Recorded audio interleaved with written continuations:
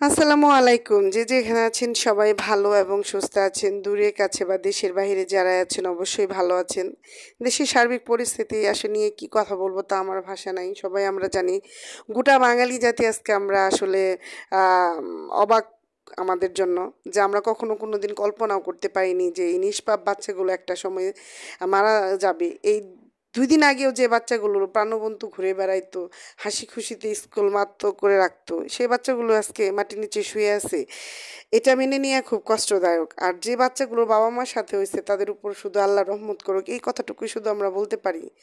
বাবা মা বেঁচে থাকা অবস্থায় কোনো সন্তান মারা গেলে সেই সন্তানের লাশ বহন করে যখন দাফন করা হয়, এর মতো কষ্টদায়ক কিছু এই দুনিয়াতে নাই। এই দুনিয়াতে আর কিছুই হতে পারে না। সেই শুধু কষ্ট বুঝতে পারে যে বাবা মার সাথে যা ঘটছে। শুধু এতটুকুই বললি, আল্লাহ যাদের জীবন তুমি নিয়ে নিছো এই দুনিয়া থেকে তাদের বাবা মার উপর রহমত নাজিল করো। কারণ এই বাচ্চা কাচ্চাগুলো হারায়, তারা ঘরটা দরজাটা খুললে যখন বাবা মা ডাকবে না তখন যে কি কষ্ট তো একটা বাচ্চার জন্য, এটা শুধু একটা মাই বুঝতে পারে। আর দুনিয়াতে কেউ কোনো দিন বুঝবে না, খা খা ঘর করবে।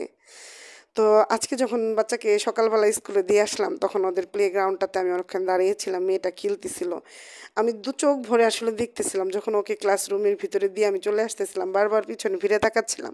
জানি না ভিতরটা কেমন যেন লাগতেছে, বারবার মনে হচ্ছিল ওই স্মৃতিগুলো যে আজ থেকে ২-৩ দিন আগে এরকম বাচ্চাগুলো মাদেরকে বাই বলে আসছি, স্কুলে দিয়ে গেছে, হয়তো বা ফেরার পথে তারা লাশ হয়ে বাড়ি ফিরছে, জানি না। আল্লাহ পাক শুধু এতটুকু দয়া করে, আল্লাহ সকল বাচ্চাদেরকে ভালো রাখো, সুস্থ রাখো, ওদের উপর তুমি রহমত নাজিল করো।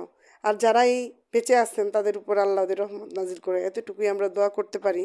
সবাই সব বাচ্চার জন্য দোয়া করবেন। সবাই ভালো থাকবেন, সুস্থ থাকবেন।